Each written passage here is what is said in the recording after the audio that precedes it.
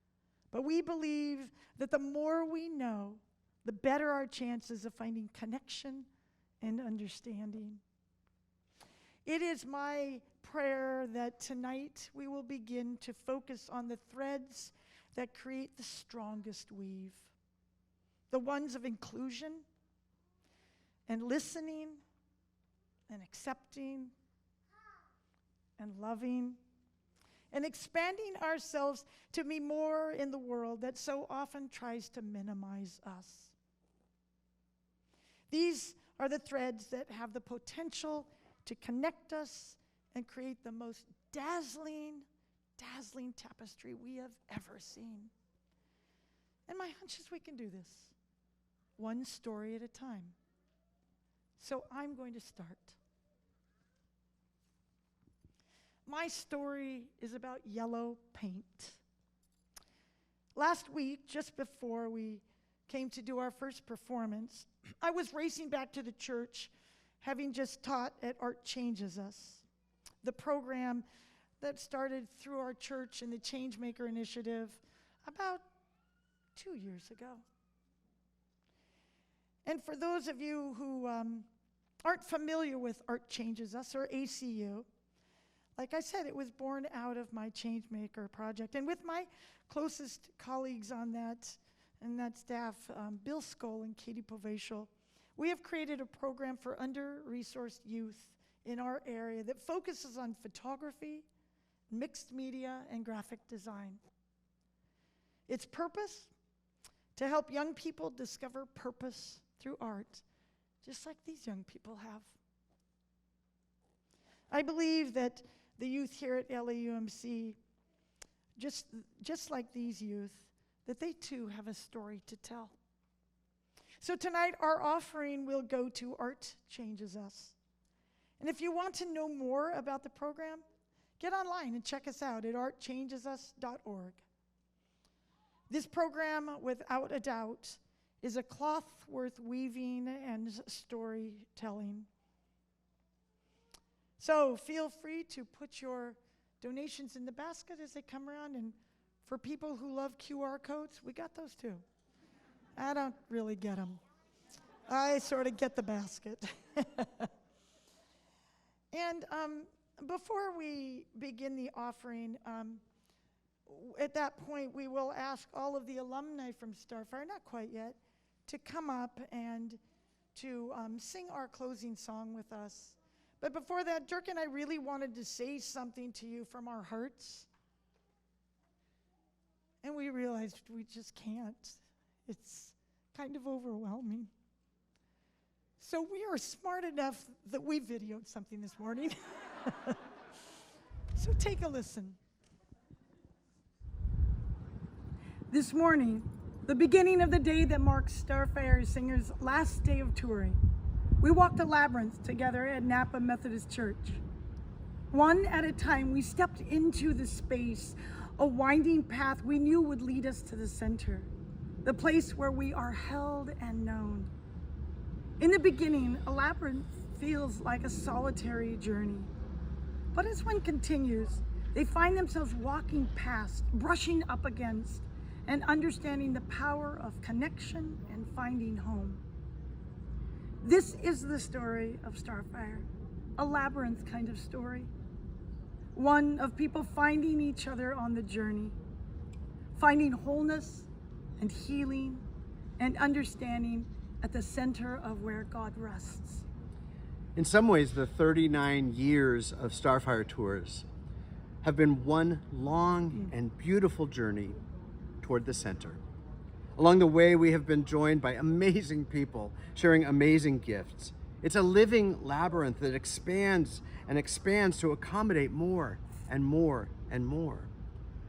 From this beautiful center, we head back out, grateful for how generous the doorway is that leads us forward.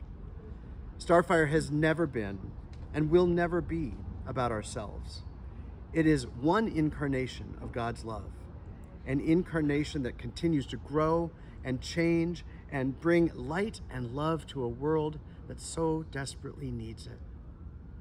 We want to say thank you. Thank you for joining us on the journey. for being a part of it all with us. Thank you.